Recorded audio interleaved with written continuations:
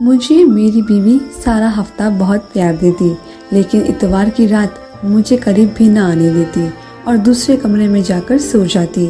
एक रात मुझसे बर्दाश्त न हुआ और मैं उस कमरे में चला गया। वहाँ देखा तो बीवी नहीं थी। जब एक पुराने स्टोर के पास से गुजरा तो चीखों की आवाज़ आ रही थी।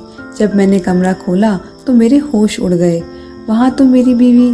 मैं अकेला बिस्तर पर करवट बदल रहा था और अब मुझे अपनी बीवी के बगैर बिल्कुल नींद नहीं आ रही थी।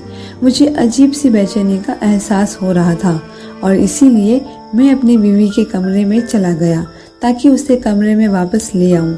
मेरी बीवी हर इतवार की रात अलग कमरे में गुजारती थी। अब तक तो मैंने उस पर कोई एतराज़ नहीं किया था, लेकिन आज की रात मेरे जज्बात मुझे इस बात की इजाज़त नहीं दे रहे थे कि मैं अपनी बीवी से दूरी बर्दाश्त कर सकूं। अपनी बीवी के कमरे में जाकर देखा तो वह वहां मौजूद नहीं थी। मैं हैरान था कि मेरी बीवी आधी रात को कहां जा सकती है। हमारा घर काफ़ी बड़ा था। मैं अपनी बीवी को ढूंढने लगा, वो मुझे कहीं ना मिली। जब मैं स्टोर रूम के आगे से गुजरा तो मुझे चीखों की आवाज़ सुनाई दी। मैंने परेशान होकर जैसे ही स्टोर रूम का दरवाज़ा खोला तो अंदर का मंजर देखकर मेरे कदमों तले ज़मीन निकल गई। मैं सोच भी नहीं सकता था कि मेरी बीवी मुझे इस हाल में स्टोर रूम में मिलेगी। हम दो भाई थे और हमारी एक बूढ़ी माँ थी। अम्मा बहुत दिनों से बीमार थी और सारी घर का काम इधर उधर हो चुका था। हम दोनों लड़के थे, इसलिए घरदारी नहीं देख सकते थे। जितना भी मुमकिन होता हम दोनों अम्मा का और घर का ख्याल रखते, लेकिन फिर भी औरत की कमी का एहसास होता। एक औरत जिस तरह घर संभालती है, हम दो भाई मिलकर भी इस तरह घर नहीं संभाल पाए थे। एक दिन अम्मा की एक पुरानी सहेली हमारे घर आई तो उन्होंने अम्मा की हालत देखते हुए अम्मा को सलाह दिया, हम दोनों में से किसी एक भाई की शादी कर दें। उन्होंने माँ को अपने भाई की बेटी की तस्वीर भी दिखाई। बहुत ही खूबसूरत थी और वो अपनी भतीजी के लिए कोई लड़का देख रही थी। अम्मा को पहले ही नज़र में वो लड़की बहुत पसंद आ गई।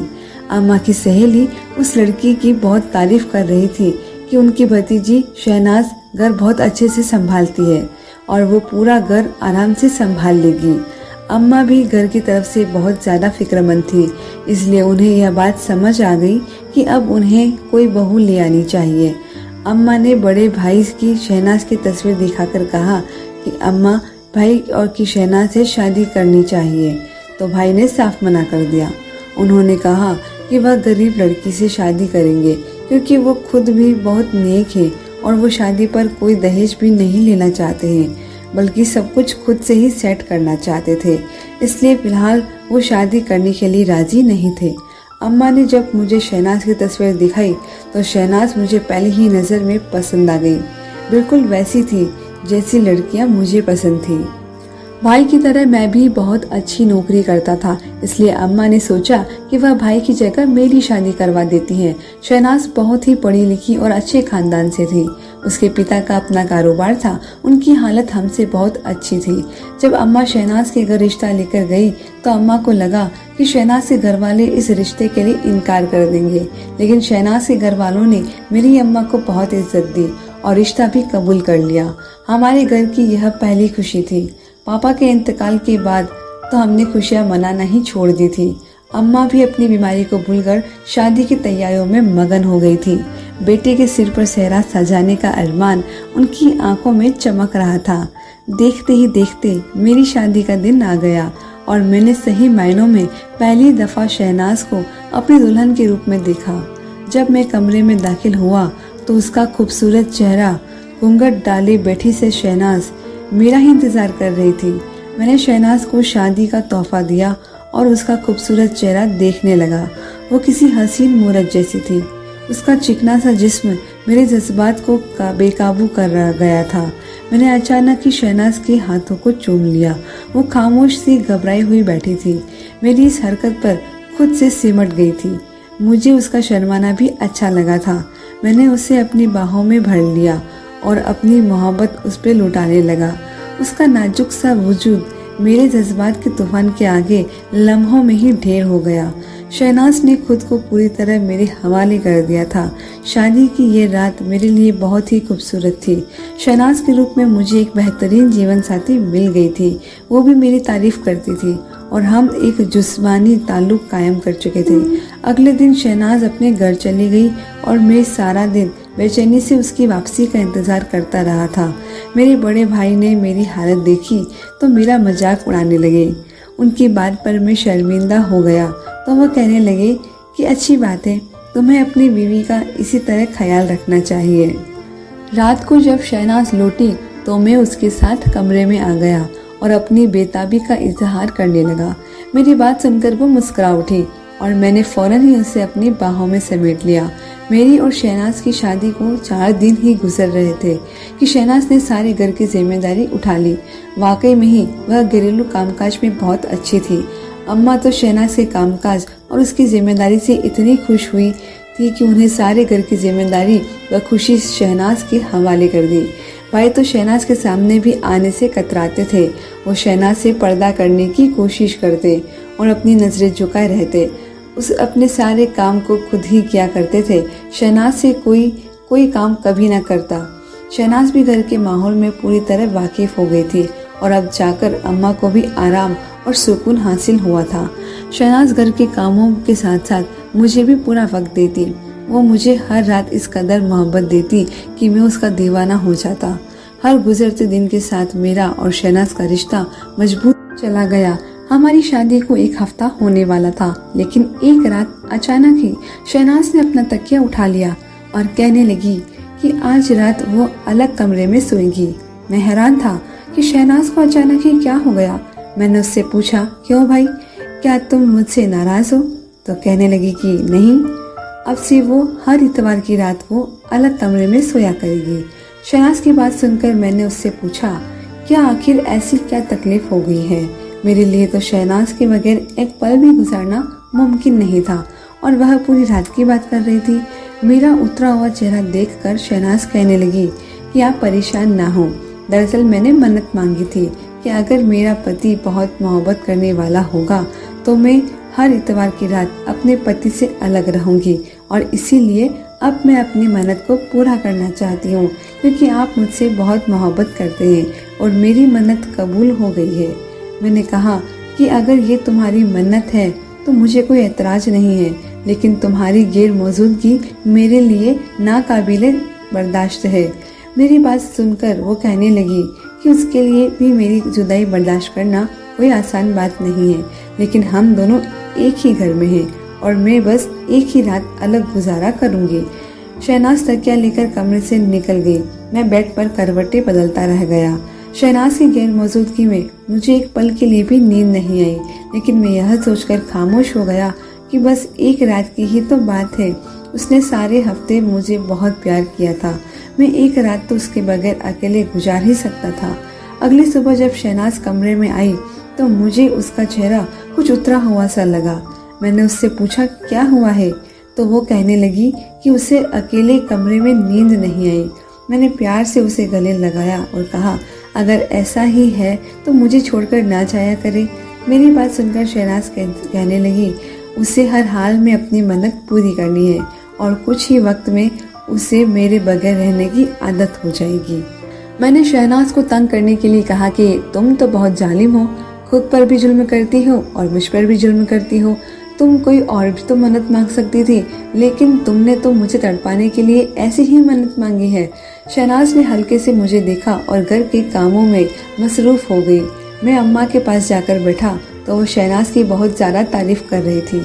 मुझे बहुत खुशी महसूस हुई कि मेरी माँ को बाकी सासों की तरह शहनाज से कोई तकलीफ नहीं थी। अब घर बहुत अच्छी तरह संभल गया था और सभी अपनी अपनी जगह बहुत खुश थे। शहनाज ने माँ की भी इतनी अच्छी देखभाल की थी कि माँ की सेहत भी बेहतर हो रही थी। किसी ने सच ही कहा है कि अच्छी बीवी घर को जन्नत बना देती है, और वाकई शहनाज ने मेरा घर जन्नत बना दिया था। बस वो इतवार की रात मुझे तड़पता हुआ छोड़कर दूसरे कमरे में चली जाती और यही बात मुझे अच्छी नहीं लगती थी। मैं अकेला बिस्तर पर लेटा शहनाज की गैर मौजूदगी को महसूस करता। मुझे शहनाज की बाहों में सोने की आदत हो चुकी थी। जब तक मुझे नींद ना लग जाती, शहनाज मेरे बालों में अपनी उंगलियों को फेरती रहती और अब मुझे उसके बगैर नींद नहीं आती थी। शहनाज ने मुझे अपना आदी बना दिया था। ऐसे ही एक रात शहनाज दूसरे कमरे में चली गई तो मुझे अकेले नींद ही न लगी और मैंने फैसला किया, अब मैं शहनाज को खुद से अलग नहीं रहने दूंगा और इस दूरी को मिटा दूंगा। और यही सोचकर जब मैं शहनाज से कमरे में पहुंचा तो वो मुझे ना मिली, तो उसे ढूंढते हुए मुझे स्टोर रूम से चीखों की आवाज आई तो मैं फौरन ही स्टोर में घुस गया। मेरी बीवी शहनाज मेरे भाई के साथ स्टोर रूम में मौजूद थी और वह बुरी तरह चीख रही थी, जबकि मेरा भाई उसके दोनों हाथों को पकड़े हुए उसको चुप करवाने की कोशिश कर रहा था। मैं जैसे ही अंदर दाखिल हुआ तो मेरे भाई ने मुझे कहा, ये तेरी बीवी यहाँ अपने यार के साथ छुपकर मुलाकात कर रही थी और जब मैं अंदर आया तो ये चीखने चिल्लाने लगी। इसका आंशिक तो भाग निकला जब मैंने उससे कहा कि तुम्हें सच्चाई बता दो, तो उलटकर मुझ पर इल्जाम लगाने लगी और कहने लगी कि तुम्हें कहेगी कि मैं इसकी इज्जत पर हमला करने वाला था। अपने भाई की बात सुनकर तो मेरा गुस्सा चेहरे से लाल हो गया। मैंने आगे बढ़कर शहनाज के मुंह पर एक जोरदार थप्पड़ मार दिया। शहनाज जो बहुत देर से कुछ कहना चाह रही थी, थप्पड़ खाकर सकते में आ गई। वो मुझसे कहने लगी कि आप एक बार मेरी बात तो सुन लीजिए। लेकिन मैंने खुद अपनी आंखों से देखा कि शहनाज किस होलिये में आधी रात को स्टोर रूम में खड़ी है। वो कह रही थी कि वह यहाँ अपने किसी आशिक से मुलाकात करने नहीं आई थी, बल्कि मेरे भाई ने उसे बुलाया था। मैं अपने नेक और पाक भाई के खिलाफ उसके मुंह से जहर भरे अल्फाज सुनकर दंग रह गया था। मैंने शहनाज को बालों से पकड़कर घसीटता हुआ कमरे में ले आया। मैं जिस औरत को अपनी इज्जत समझता था और जिससे इतनी मोहब्बत करने लगा था, उसने मेरी ही पीठ में खंजर घोंप दिया था। आज मुझे समझ आया कि सारा हफ्ता मुझे खुश करने के बाद इतवार को दूसरे कमरे में जाकर क्यों सोया करती थी। मैं जान गया था कि इसकी कोई मन्नत नहीं, बल्कि अपने आशिक से मुलाकात का वक्त है। अगर आज मेरा भाई उसे ना देखता तो शायद मुझे उसकी इस हरकत का जिंदगी भर पता ना होता। मैंने शहनाज को कहा कि अभी और इस वक्त अपने सामान बांधो और अपने घर चली जाओ। मेरे घर में उसके लिए कोई जगह नहीं है। शहनाज मेरे पैरों पर गिर पड़ी, मुझसे कहने लगी कि मैं एक बार उसकी बात सुन लूं। वैसे तो शहनाज किसी बात पर मुझे एतबार नहीं आने वाला था, लेकिन मैं उसे एक मौका देना चाहता था। मैंने शहनाज से बहुत ज्यादा मोहब्बत की थी। मैंने उससे कहा कि तुम्हारे पास एक आखिरी मौका है, तुमने जो भी कहना है एक बार ही कह दो। वो कहने लगी कि शादी से पहले एक लड़के को पसंद करती थी, लेकिन दोनों के बीच ऐसा कोई ताल्लुक नहीं था जिस पर शहनाज को शर्मिंदा होना पड़े। वो लड़का भी शहनाज को पसंद करता था, लेकिन उसके घर वाले रिश्ता भेजने के लिए राजी नहीं हुए। शहनाज के पास उस लड़के के दिन कुछ तस्वीर मौजूद थी और वो लड़का दुबई जा रहा था, तो शहनाज ने सोचा वो उसकी तस्वीर उसे वापस कर दे, क्योंकि शहनाज मेरी बीवी बन चुकी थी और वो मुझसे मोहब्बत करने लगी थी। एक दिन जब वो अपनी माँ से मिलने के लिए अपने घर गई तो उसने तमाम सामान समेटे और उस लड़के को आखिरी बार मिलने के लिए एक होटल में बुलाया। वह उसे उसके सामान वापस करके अपनी खुशगवार आजाद जिंदगी से आगाह कर दे और वो लड़का भी शहनाज को भूलकर अपनी जिंदगी में आगे बढ़ जाए। लेकिन वो आखिरी मुलाकात शहनाज की जिंदगी के लिए बवाल बन गई। जब शहनाज उस लड़के से मिलने के लिए गई तो वहाँ पर उसे मेरे भाई ने देख लिया और चुपके से उसकी वीडियो बना ली, जिसमें वो लड़का शहनाज का हाथ पकड़ के उसे अलविदा कह रहा था। शहनाज को लगा था कि माँ जी का ये किस्सा अब दफन हो जाएगा और वह मेरे साथ खुशी खुशी एक बेहतर जिंदगी गुजारेगी। लेकिन मेरे भाई ने उसकी वीडियो बनाई और उससे ब्लैकमेल करने लगा कि वो हफ्ते में एक रात मेरे भाई के साथ गुजारेगी। वो मेरे भाई की धमकियों से खौफजदा हो गई थी और मुझे छोड़ना भी नहीं चाहती थी, इसलिए उसने ये कदम उठा लिया और वह हर इतवार की रात मेरे भाई के साथ स्टोर रूम में गुजारने लगी। लेकिन ये सब वो अपनी खुशी से नहीं कर रही थी, इसलिए मेरे भाई की गलत हरकतों पर वो चीखने चिल्लाने लगती। शहनाज मेरे आगे हाथ जोड़कर रो रही थी। वो कह रही थी कि वो भी इस गुनाह भरी जिंदगी से निकलना चाहती थी, लेकिन मेरे बगैर वो जिंदा नहीं रह सकती थी, इसलिए कभी उसने सच बोलने की हिम्मत नहीं की।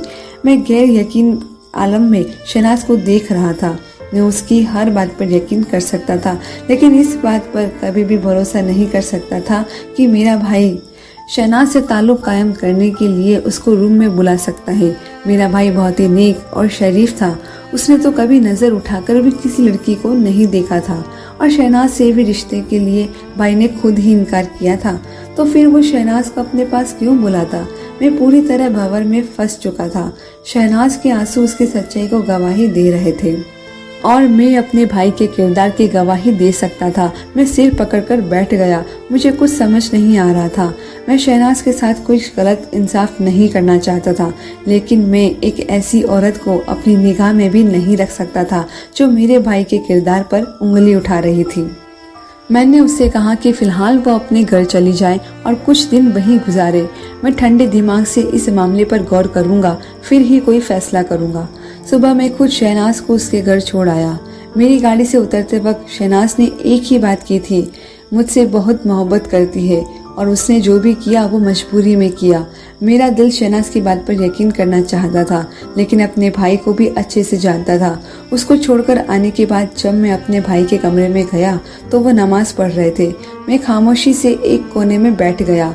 मेरे पास तो अपने भाई से पूछने के लिए कोई सवाल भी नहीं था। मेरे भाई ने साफ साफ लफ्जों में मुझे यही बताया कि वह रात पानी पीने के लिए अपने कमरे से निकले और जब उसने स्टोर रूम से कुछ आवाज़ें आई तो उन्होंने जाकर देखा वहाँ पर शहनाज एक लड़के के साथ मौजूद थी। अब वे दोनों बहुत ही गैर हालत में थे। अम्मा की तबीयत ठीक नहीं थी, इसलिए मैं फिलहाल अम्मा को इस मामले से दूर रखना चाहता था। मैंने माँ से कह दिया था कि शहनाज कुछ दिन के लिए अपने घर रहने गई हुई है। दिन बहुत धीरे धीरे गुजर रहे थे। मैं पूरी तरह उलझ गया था। दफ्तर में भी किसी काम में मेरा दिल नहीं लगता था। मेरे भाई ने मुझे कहा था कि मुझे शहनाज को तलाक दे देनी चाहिए, क्योंकि उस जैसी औरतें घर बसाने वाली नहीं होती। मैं अपना और शहनाज का रिश्ता खत्म करने के लिए बिल्कुल राजी नहीं था। हमारे रिश्ते को कुछ वक्त देना चाहता था। शहनाज रोज मुझे कई बार फोन करती, लेकिन मैं उसका फोन नहीं उठाता। अम्मा बार बार शहनाज के बारे में सवाल कर रही थी। ये शहनाज कब वापस आएगी? अम्मा को भी शहनाज की आदत हो चुकी थी। शहनाज इस कदर अम्मा का ख्याल रखती कि अम्मा उसे सगी बेटियों की तरह मोहब्बत करने लगी थी। एक शाम मैं दफ्तर से घर लौटा। कुछ देर बाद ही हमें खबर मिली कि मेरे भाई का एक्सीडेंट हो गया है। उस शाम मैं शहनाज को तलाक देने के लिए उसके घर जाने वाला था, लेकिन भाई के एक्सीडेंट का सुनते ही मैं अस्पताल के लिए दौड़ पड़ा। भाई की हालत बहुत नाजुक थी। उनके जिस्म की हड्डियां टूट गई थी। कई घंटों के ऑपरेशन के बाद भाई की जिंदगी बच गई थी, लेकिन डॉक्टर ने बताया था कि वह जिंदगी भर बैठने के काबिल भी नहीं रहे। उनकी रीढ़ की हड्डी पूरी तरह टूट चुकी है। भाई का एक पाँव भी बिल्कुल खत्म हो गया था। अपने भाई की ऐसी हालत देखकर मैं शहनाज को पूरी तरह भूल गया और भाई की खिदमत में लग गया। अम्मा भी भाई को लेकर बहुत परेशान थी। उनकी हालत बहुत ज्यादा बिगड़ गई थी। मैं अकेला उन दोनों को बहुत मुश्किल से संभाल रहा था। न जाने किसकी गंदी नजर हमारे घर की खुशियों को खा गई थी। जब भाई को 15 दिन बाद सही मायने में होश आया और बात करने के काबिल हुए तो जो कुछ उन्होंने मुझसे कहा, यह सुनकर मेरी जान निकल गई। भाई रोते हुए कह रहे थे कि शहनाज की कोई गलती नहीं थी, उसने सब कुछ सच कहा है। वो वाकई उस लड़के से आखिरी मुलाकात करने गई थी, लेकिन भाई ने जानबूझकर कुछ ऐसे लम्हों की वीडियो बनाई थी कि जिससे वो उसके खिलाफ इस्तेमाल कर सकते हैं। शहनाज बहुत शरीफ और नेक लड़की थी। जब उसे इस बात का पता हुआ कि भाई के पास उसकी वीडियो है जिसके जरिए वो उसका मुझसे रिश्ता भी खत्म करवा सकते हैं, तो उसने भाई से मिन्नतें की कि वो ऐसा ना करे। भाई अच्छे से जानते थे कि वो मेरे बगैर नहीं रह सकते, इसलिए भाई ने उस बात का पूरी तरह फायदा उठाया और उसे मजबूर कर दिया कि वो हर हफ्ते एक रात भाई के साथ गुजारेगी। पहली बार तो शहनाज ने इनकार कर दिया, लेकिन जब भाई ने उसे वीडियो को लेकर ब्लैकमेल किया तो वो मजबूर हो गई।